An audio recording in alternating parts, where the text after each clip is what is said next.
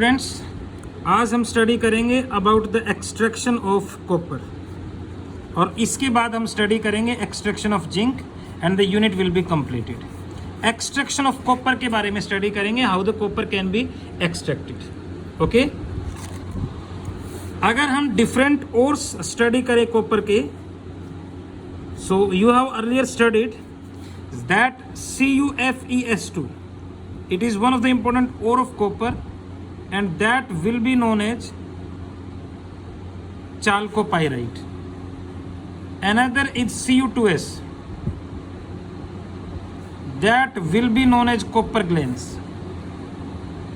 Another is Cu2O, that will be known as cuprite. Another is copper carbonate into copper hydroxide, that will be known as azurite.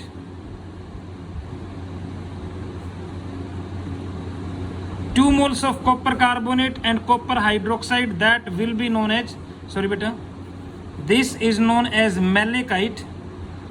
Okay, और अगर 2 moles copper carbonate के लेंगे, so that will be known as azurite, malachite, and it is the azurite. Chalcopyrite, copper glans, cuprite, malachite and azurite. These are the different ores of copper, but we can say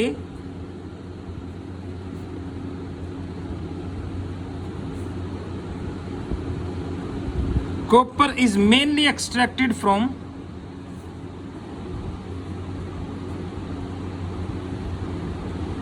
चाल्कोपाइराइट। Copper को mainly chalcopyrite से extract करेंगे, यानी CuFeS2 can be used for the extraction of copper.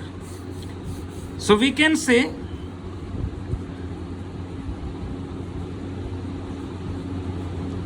Extraction of copper from chalcopyrite takes place in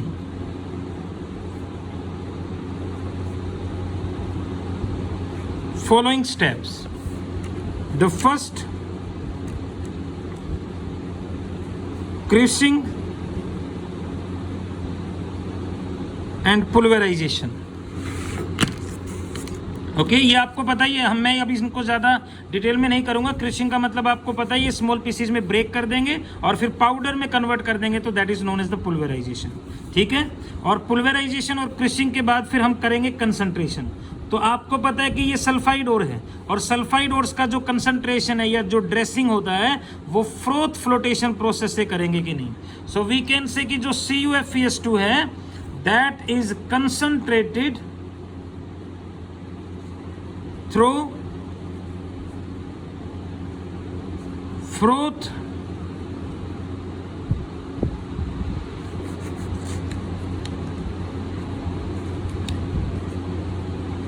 froth flotation process.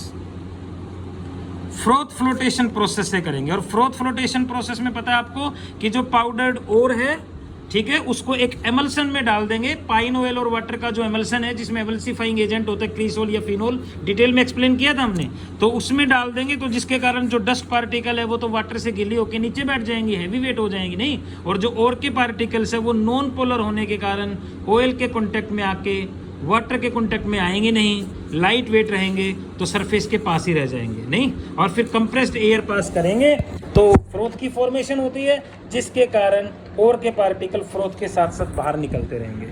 ठीक है, तो froth flotation process के through concentration कर देंगे।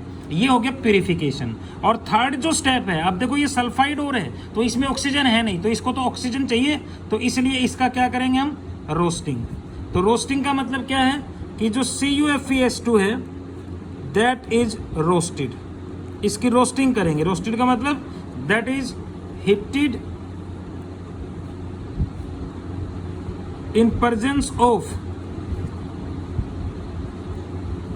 ऑक्सीजन, ऑक्सीजन की प्रेजेंस में हीट करेंगे, यानी CuFeS2 is heated with O2, so there will be the formation of Cu2S plus FeS and plus SO2 gas. यानी CuFeS2 जो है वो डिकम्पोज हो जाएगा Cu2S और FeS में। कॉपर यहाँ पर 2 है तो 2 मोल कर दो, आयरन यहाँ पर 2 है तो ये भी 2 मोल कर दो, सल्फर टोटल 4 हो गए, 1 और 2 3 और 1 4, और ऑक्सीजन 2 हो गए, तो Cu2S और FeS में डिकम्पोज हो जाएगा ये। This is chalcopyrite is there. तो रोस्टिंग के दौरान डिकम्पोज हो गया देखो Cu2S और FeS में, और SO2 का रिलीज हो गया। ठीक है भाई। और अब जो फोर्थ स्टेप है that will be known as the smelting, यानी reduction with the help of carbon. Actually smelting इसको सिर्फ इसीलिए कहते हैं क्योंकि कोक के साथ इसको मिक्स करते हैं कार्बन पाउडर के साथ, अदरवाइज यहाँ पर रिडक्शन होगा नहीं कॉपर का। यहाँ पर एक्चुअली मेन फंक्शन जो स्मेल्टिंग का क्या है कि आयरन जो इंप्योरिटी का काम कर रहा है ना इसमें, इसको निकालना है यहाँ पे। तो स्मेल्टिंग में क्या करेंगे कि जो रोस्टेड ओर है, the roasted ore is mixed with carbon powder के साथ मिक्स करेंगे। तो एक्चुअली यहाँ पर कार्बन पाउडर जो है वो एक तरह से कैटलिस्ट का काम करता है बस, इसका और कोई रोल नहीं रिएक्शन में। तो roasted ore is mixed with carbon powder and silica, SiO2 silica के साथ मिक्स करेंगे, एंड सिलिका जो कि किसका काम करेगा यहाँ पर, फ्लक्स का। तो यहाँ पर सिलिका देखो फ्लक्स का काम कर रहा है, मिट्टी जो है सैंड, ठीक है, and dropped in a reverberatory furnace. यहां पर जो फर्नेस यूज करेंगे that will be known as reverberatory furnace, and we can say during smelting the hot air is passed to furnace. तो स्मेल्टिंग के ड्यूरिंग जो है वो हॉट एयर पास करेंगे यहाँ पर। During smelting the hot air is passed to furnace and following reactions take place. और different reactions होगी यहाँ पर, following reactions will take place. अब कौन कौन सी रिएक्शंस होगी वो देखो। तो सबसे पहले तो वी कैन से कि स्मेल्टिंग में क्या करेंगे कि जो रोस्टेड ओर है that is mixed with carbon powder and silica and dropped in a reverberatory furnace, and we can say कि during smelting the hot air is passed to furnace and following reaction takes place. So what reaction will take place here? I can say that जो Cu2S है that will react with hot air, तो hot air के साथ react करेगा carbon catalyst की presence में, तो ये Cu2O में कन्वर्ट हो जाएगा and there will be the removal of SO2 gas. Copper यहाँ पर 2 हैं, ओके, ऑक्सीजन यहाँ पर 2 है तो ये 2 मोल कर दो, ये भी 2 मोल हो गए, ये भी 2 मोल हो गए, ऑक्सीजन 6 हो गए, तो 3O2 लाइक दैट। तो Cu2S जो है वो कन्वर्ट हो गया Cu2O में। इसी तरह से जो FeS है यहाँ पर that will also react with O2 gas and in presence of carbon FeO will be formed and removal of SO2 gas. ठीक है भाई। यहाँ पर भी आप देख सकते हो कि 2 मोल इसके, 2 मोल इसके, तो फिर 2 ही मोल इसके, तो 3 moles of O2 like that. तो ड्यूरिंग द स्मेल्टिंग Cu2O और FeO की फॉर्मेशन हो गई। ठीक है भाई। अनदर कॉन्सेप्ट इज दैट कि जो FeS बना है that will further react with Cu2O के साथ रिएक्ट कर लेगा एंड यू विल गेट, ये देखो Cu2O बना, ठीक है, FeS कुछ तो इसमें कन्वर्ट हो गया और कुछ जो FeS बन गया वो Cu2O के साथ रिएक्ट करके इसको तो वापस Cu2S में कन्वर्ट कर देगा और खुद कन्वर्ट हो जाता है FeO में।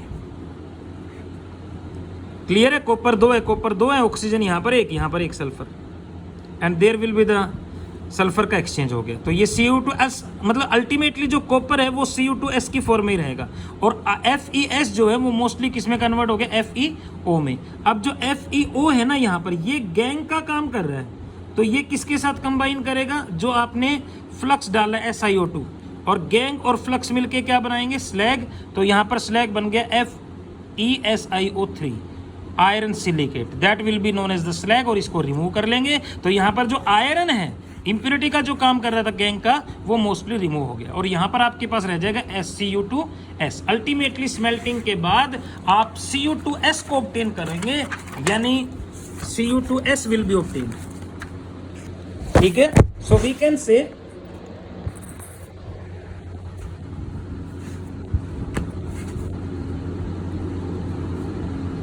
at the end of smelting,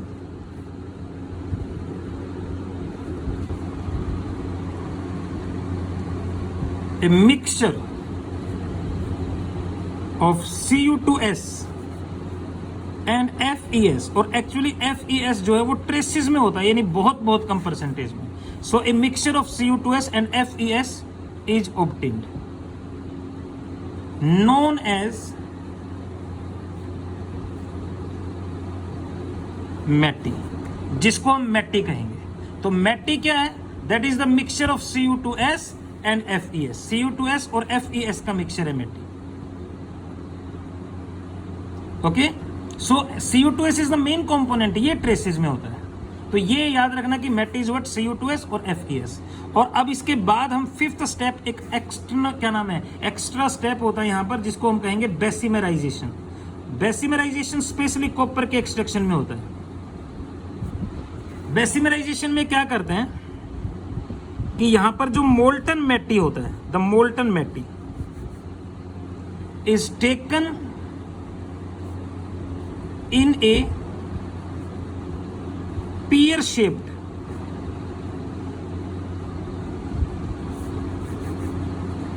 container. एक पियर शेप्ड कंटेनर में ले लेंगे, नाशपाती के जैसी शेप, नोन एज, जिसको क्या कहेंगे, बेसिमर्स कन्वर्टर.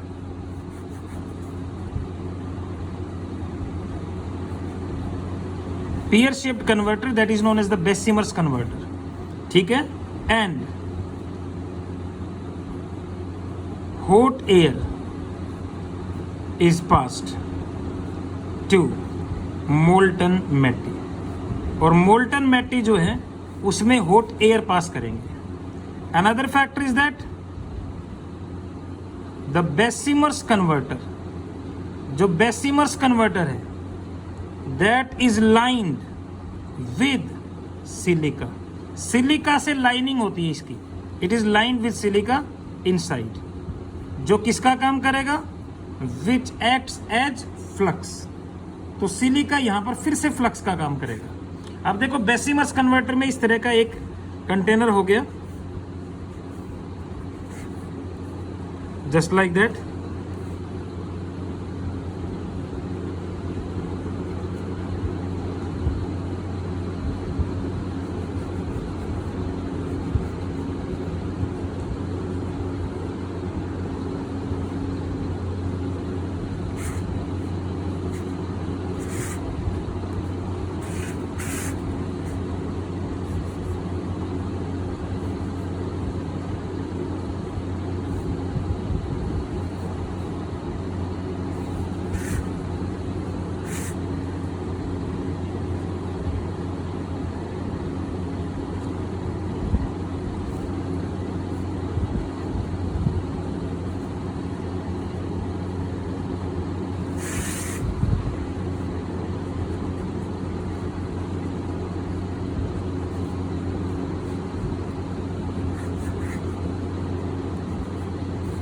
Like that. इसको यहाँ से क्लैंप कर देंगे. ओके, और यहाँ से हीट प्रोवाइड करेंगे. Here you are having the mixture of molten metal, और इसके अंदर लाइनिंग होती है सिलिका की, जो कि फ्लक्स का काम करेगा.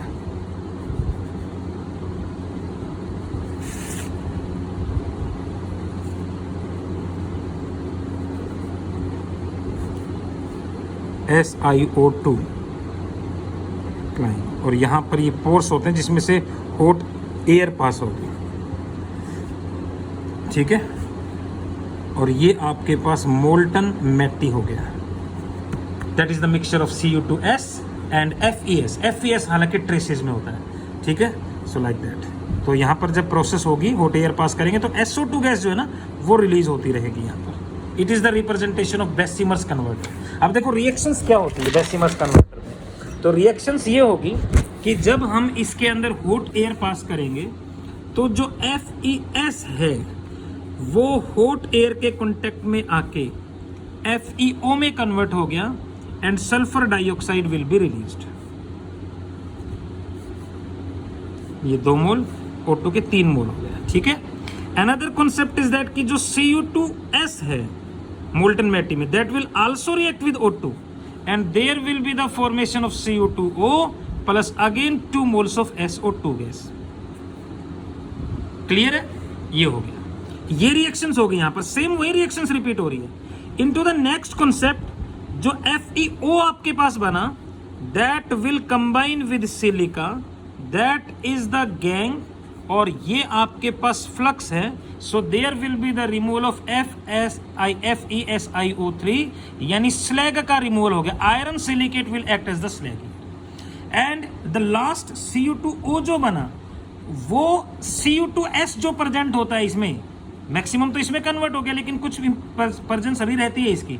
तो Cu2O जो बना कॉपर ऑक्साइड, वो अपने आप Cu2S के थ्रू रिड्यूस होता है, यानी और जो है वो अपने आप ही रिड्यूस कर रहा है। So that is specially known as auto reduction. तो जो Cu2O बना यहां पर, that will be reduced by Cu2S itself, and there will be the formation of copper and removal of SO2 gas will take place. ठीक है भाई, oxygen 2 चाहिए तो ये 2 मोल ले लो, और आपके पास कॉपर हो गए 4 और 2 6, 6 moles of copper will be obtain. तो ये कॉपर ऑब्टेन हो गया बेसिमर्स, क्या नाम है, बेसिमराइजेशन के बाद आफ्टर द रिडक्शन। और उसके बाद जो लास्ट स्टेप है, that will be known as the refining, यानी purification of copper. And we can say copper is purified और refined with the help of electrolytic refining. Electrolytic refining से refine करेंगे और प्यूरिफाई करेंगे by the way of electrolytic refining. ठीक है, so here the electrolytic refining will be used. और electrolytic refining में क्या करेंगे, ये मैंने एग्जांपल भी दिया था आपका, इसी का एग्जांपल दिया था। देखना जनरल स्टेप्स जब करवाए थे रिफाइनिंग के, क्या नाम है, रिडक्शन करवाया था रिफाइनिंग, तो उसमें इसका ही एग्जांपल दिया था कि जो इम्प्योर कॉपर है उसको तो एनोड बना लेंगे नहीं, और जो प्योर कॉपर की प्लेट ले लेंगे एक, that will act as cathode. और कॉपर सल्फेट का जो मोल्टन सॉल्यूशन है वो किसका काम करेगा, इलेक्ट्रोलाइट का। तो सेम है वो, आप उसमें देख लेना। And like that it is about the refining of copper. तो इसका जो सबसे इंपॉर्टेंट स्टेप है वो हुआ स्मेल्टिंग और बेसिमराइजेशन। तो ऑटो रिडक्शन होता है स्पेशली यहाँ। क्लियर है भाई? तो ये एक्सट्रैक्शन हुआ आपके पास कॉपर का। इसी तरह से अब हम जिंक का एक्सट्रैक्शन करें, वो बहुत इजी सा है, एक्सट्रैक्शन ऑफ जिंक। तो जिंक का जो एक्सट्रैक्शन है वो मेनली जिंक सल्फाइड से करते हैं, यानी जिंक ब्लेंड से। ओके, इसमें एक्चुअली क्या करेंगे कि जो सबसे पहला स्टेप है वो तो क्या करोगे आप, क्रूशिंग एंड पुल्वराइजेशन, यानी पाउडर फॉर्म में कन्वर्ट कर देंगे। ठीक है, और दूसरा कंसंट्रेशन। अब देखो सल्फाइड और है, तो कंसंट्रेशन कौन से मेथड से करोगे, फ्रोथ फ्लोटेशन प्रोसेस, ये भी पता है आपको। सल्फाइड ओर के लिए always froth flotation process use करेंगे। और कंसंट्रेशन करने के बाद, अब देखो सल्फाइड ओर है तो कैल्सिनेशन करेंगे कि रोस्टिंग, रोस्टिंग करेंगे। तो रोस्टिंग के ड्यूरिंग क्या होगा कि जो जिंक सल्फाइड है इसमें जो O2 गैस पास करेंगे उसके साथ रिएक्ट करके ये जिंक ऑक्साइड बना देगा, and SO2 gas will be released. 2 मोल इसके, 2 मोल इसके, 2 मोल इसके, और 3 mole of O2, zinc oxide बन गया। उसके बाद फिर इसका रिडक्शन कर देंगे, and reduction can be carried out by smelting. ठीक है, तो जो जिंक ऑक्साइड बना बेटा, यहाँ पे जिंक ऑक्साइड का रिडक्शन करेंगे कार्बन से। 1673 केल्विन के ऊपर होता है, तो 983 केल्विन टेम्परेचर से ऊपर तो कार्बन ही है, और उससे नीचे 983 से नीचे कार्बन मोनोऑक्साइड। तो यहाँ पर ये बन जाएगा जिंक प्लस कार्बन मोनोऑक्साइड। तो जिंक आ गया रिडक्शन के बाद, और फिर जो लास्ट स्टेप है यहाँ पर वो कर देंगे रिफाइनिंग, प्यूरिफिकेशन। और जिंक का जो रिफाइनिंग है, प्यूरिफिकेशन है, वो इलेक्ट्रोलिटिक रिफाइनिंग से ही करेंगे। इलेक्ट्रोलिटिक रिफाइनिंग का मतलब जो इम्प्योर जिंक है आपके पास जो ऑब्टेन होता है उसको तो एनोड बना देंगे, और जो प्योर जिंक है बेटा उसको क्या बना देंगे, कैथोड। और जिंक सल्फेट का जो मोल्टन सॉल्यूशन है उसको क्या बना देंगे हम, इलेक्ट्रोलाइट। ठीक है, कॉन्सेप्ट वही है इलेक्ट्रोलिटिक रिफाइनिंग में कि जो एनोड के अंदर जिंक है वो सॉल्यूशन के थ्रू जाकर कहां पर डिपॉजिट हो जाएगा, कैथोड के ऊपर। ये बिल्कुल सेम है जो एग्जांपल मैंने आपको दिया था रिफाइनिंग में। तो ये बहुत इजी सा है। इसमें देखो रोस्टिंग में जिंक ऑक्साइड बना, और फिर जो जिंक ऑक्साइड बना वो कार्बन के थ्रू स्मेल्टिंग होकर रिडक्शन होकर जिंक बन गए, फिर रिफाइन कर लेंगे। So it's all about the metallurgy, it's all about the extraction.